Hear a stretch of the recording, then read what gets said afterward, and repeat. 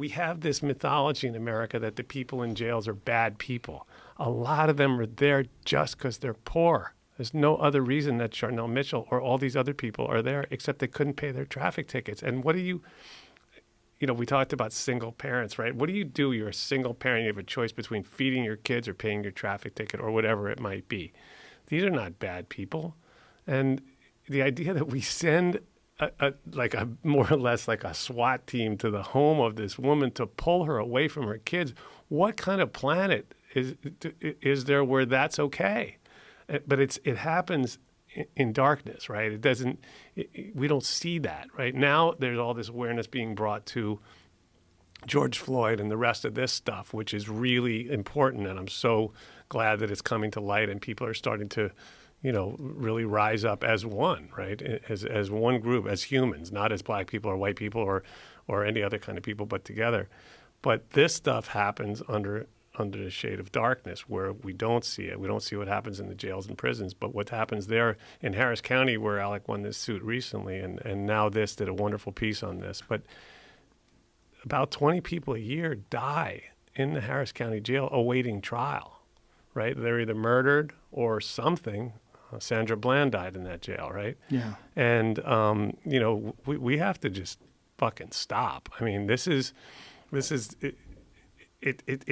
unconscionable to me. We have 7 million people under the control of the criminal justice system, right? We have more black people incarcerated right now or under control of the system than we ever had enslaved in any time in U.S. history. Jesus Christ. What is that? That's crazy. And the amount of human potential that's lost, it boggles my mind. There's probably another Lennox Lewis that could have been, right? There's another Jay-Z in there somewhere. I asked Meek Mill when he was on my podcast, Wrongful Conviction.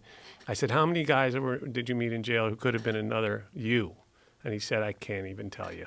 He goes, there's so many talented people in there that just, you know. Circumstance. Yeah.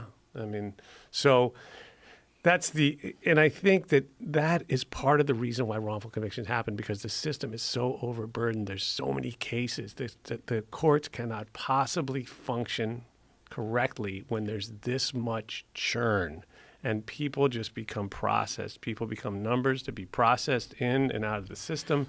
These cases in Texas were taking about 5 seconds, the bail hearings, 5 to 6 seconds. You weren't allowed a lawyer. You weren't allowed to say anything in your defense. Oh, and you got to watch the way it happens, Joe. You'll watch a judge, and it's all video. It's all recorded. So in fact, we were watching it before we came in, where a judge will say, here are your charges. You're to answer me yes or no. Do you want a court-appointed lawyer? Yeah. Again, you're going to answer me yes or no. I just said yeah. No, I want a yes or a no. Yes. Well, when I asked you yes or no, what didn't you understand about that? Well, I said yeah. Now your bail's doubled, $2,000. You know, they fuck with people. These white judges are fucking with people of color like they don't matter. And, you know, it's interesting because you're probably sitting here thinking, you know, it's so overwhelming. You know, it is. It's overwhelming. What the fuck can be done about it? What can we do about it? Right. But we have no choice but to fight back and mobilize. And whether that means, you know, putting pressure on local politicians or, you know, dare I say, run for office yourself. We need people that care. We need people that will speak truth to power by standing up for the people that are being oppressed in this country, as cliche as that sounds. You know, you're sitting here horrified by a few stories. You know, each one is more heartbreaking than the next. And when you actually see how it works in action and you live it with these people, you know, it changes you. It fundamentally changes you as a human being. I can only imagine. I mean, I've never heard it laid out as well as you guys were laying it out, and I think most people listening to this probably are going to agree. They knew, but they didn't know, you know, and it leaves you with this overwhelming feeling of helplessness. Like, besides running for office, what can be done? I mean, we obviously need to change some laws. We obviously need to, first of all, the conviction and arrest of people for nonviolent drug offenses is fucking insane. It's insane, and it's a giant part of the entire problem.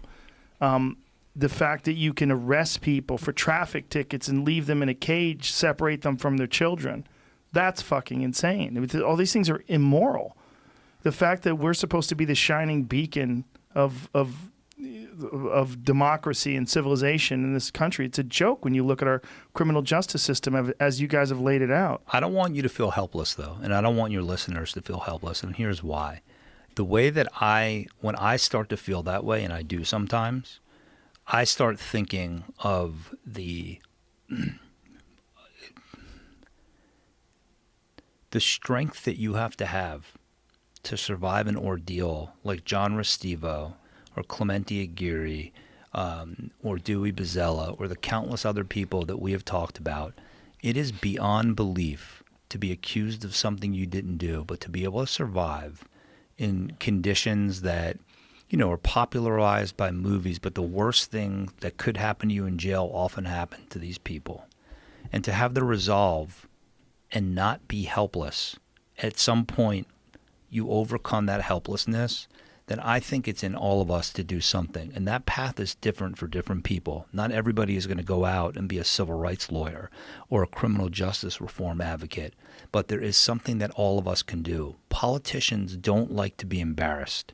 So whether that is writing an op-ed, writing to your local politician, calling the newspapers, like on the first episode of Wrongful Conviction Junk Science, I say, look, many of you are thinking, what can you do? One thing you can do is, for instance, just dealing with forensic science, is write letters to your local criminal court judges. Find out who they are. You can look online and send them articles about the junk science of bite mark evidence. They're out there. Is their fear or their reluctance to change the fact that there are so many cases where that was how they got convicted?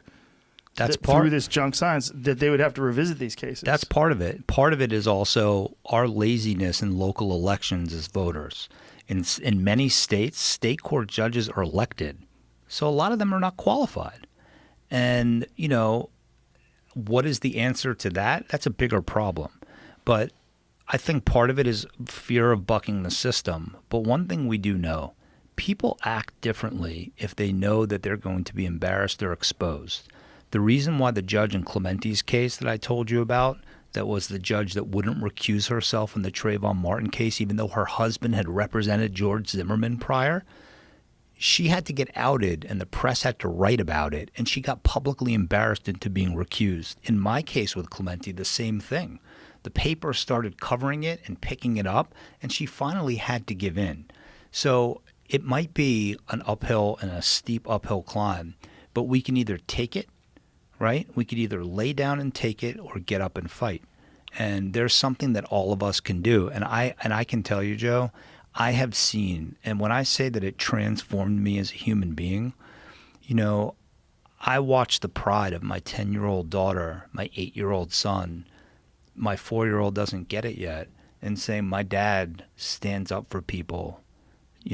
My dad helped save his life. And to watch them, these people become parts of our family, I'm telling you, man, you vibrate, to know that you physically saved a life.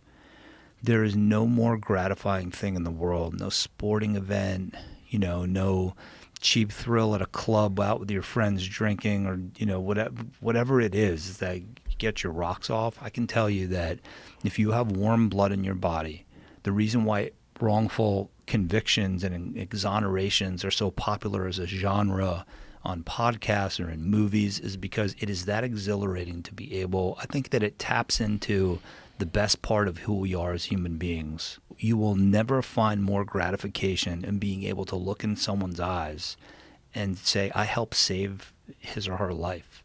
And it forms a bond that is not comparable to money or any kind of material gain. It is the human experience on the most fundamental level and the best part of the human experience. So, your listeners who are thinking, well, what can I do? We could never list all of the ways, but I think we've given some ideas, and we would strongly encourage. I mean, you never know what one letter will do. Clemente Aguirre wrote 74 letters when he was on death row.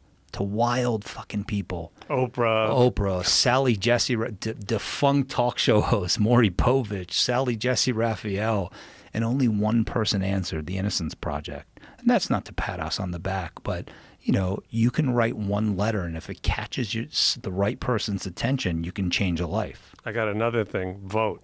Because voting, in local races, especially local DA's races, local judges' races, so few people vote that your vote literally could be the deciding factor, and it will have a ripple effect. If they know that you're going to vote for judges and for prosecutors who do the right thing, who want actual justice and not just to win at all costs, like you said before, Joe, then that is going to make a huge difference. Chesa Boudin just won in San Francisco by a very tiny margin, less than 1%. He has decarcerated San Francisco by over 50% in less than 6 months with no spike in crime, no nothing, right? And so the fact is none of those people needed to be in the first place. He's refusing to prosecute these low-level nudnik crimes that don't need to be prosecuted, people that need help, who need, us as a society to give them a lift up, not to brutalize them and put them through this churn, this miserable system. Go to FAMM.org, Families Against Mandatory Minimums, FAMM.org. Go to First 72 Plus if you want to donate to that. Go to DrugPolicyAlliance.org. It's an organization I've been on the board of forever that's leading what I call the war against the drug war, and is doing such amazing work to help to take away not only the legal penalties, but also the stigma associated with drugs. And don't forget, even in the presidential race, right? Over 20% of federal judges now have been appointed by Trump. And most of those judges, the overwhelming majority of those judges, are exactly the ones that we are, sitting here talking about. They're the ones we don't want on the bench because they could victimize so many more people. Many of them have been judged unanimously unqualified by the American Bar Association. And these Republicans are appointing these judges to lifetime tenures in places where they're going to see hundreds or thousands of cases.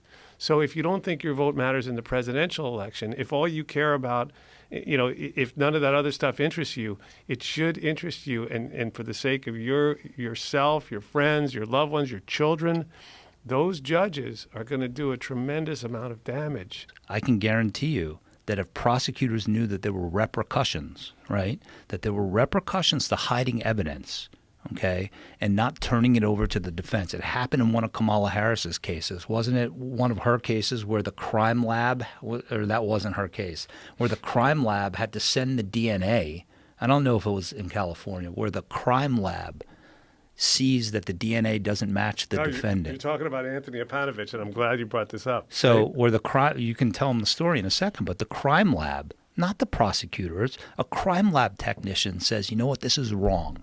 This DNA doesn't match the defendant, and I'm sending it to the defense counsel.